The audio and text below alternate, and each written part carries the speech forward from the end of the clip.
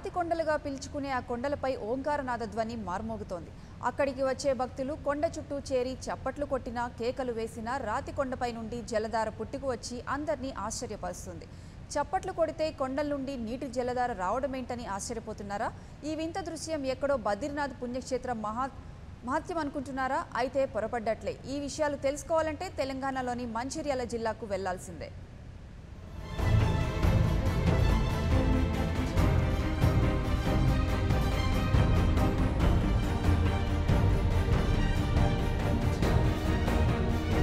ఉమ్మడి ఆదిలాబాద్ జిల్లా పరిధిలోని మంచిర్యాల జిల్లా లక్ష్మెట్టిపేట మండలం దొనబండ గ్రామ పంచాయతీ పరిధిలోని చిన్నయ్యగుట్ట ప్రాంతం. వందలాది ఏళ్ల చరిత్ర కలిగిన ఈ ప్రాంతంలో గిరిజనులే నివాసం ఉంటారు. ఇక్కడికి వెళ్లాలంటే సుమారు 15 కిలోమీటర్ల అడవి మార్గంలో కాలినడకన చేరాల్సిందే.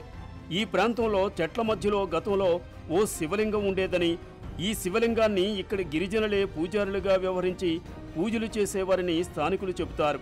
అయితే చుట్టూ దట్టమైన అడవి, పచ్చని చెట్లు, ఎత్తైన కొండల మధ్య కొలువుదీరిన ఈ చిన్నయ్యగుట్ట దేవాలయానికి ఓ ప్రత్యేకత ఉంది. ఇక్కడికి వచ్చే భక్తులు ఇక్కడి రాతి కొండ చుట్టూ చేరి ఓంకారనాదం పలికిన, చప్పట్లు కొట్టిన, అరుపులు వేసిన 5 నిమిషాల వ్యవధిలోపే దాదాపు 100 మీటర్ల ఎత్తులో ఉన్న బండరాల నుంచి ఓ జలధార పుట్టుకు వచ్చి కొండ కింది ఉన్న భక్తులపై పడుతూ వింత గొలుపుతుంది. ఇది దైవ మహిమగా భక్తులు భావించి కొండల్లో నుంచి పుట్టుకు వచ్చే నీటి ధార కింద కూర్చొని స్నానం చేస్తే రోగాలతో పాటు శరీర రుగ్మతులు పోతాయని నమ్మకం.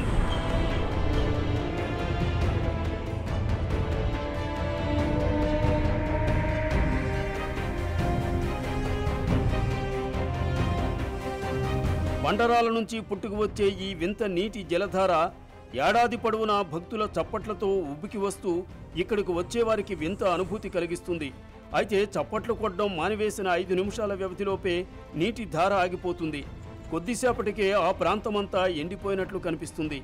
ఈ వింత నీటి ధారను తిలకించేందుకు పర్యాటకులు ప్రత్యేకంగా వస్తున్నారు.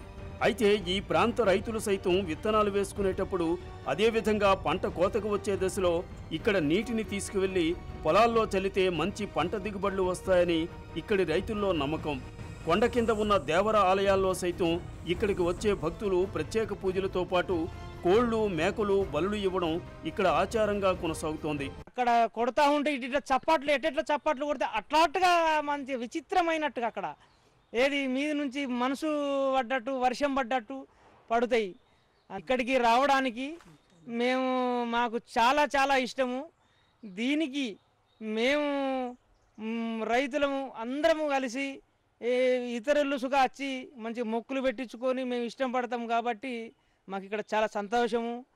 కానీ రావడానికి మాత్రము బండల మీదకి వెళ్ళి ఎత్తైన పర్వతాల ఉంటుంది, చెట్లు, ఆనందకరమైన వాతావరణము ఉంది కాబట్టి రోడ్డు మాత్రము ఆడికి రావడానికి చాలా మాకు ఆడికి పోవడానికి లేదు.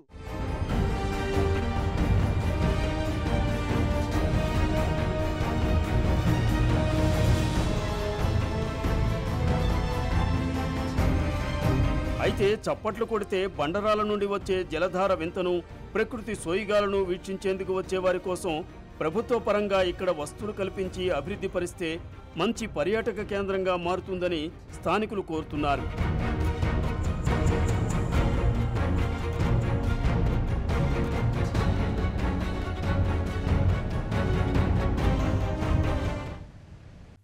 For more updates, please subscribe 99 TV Telugu.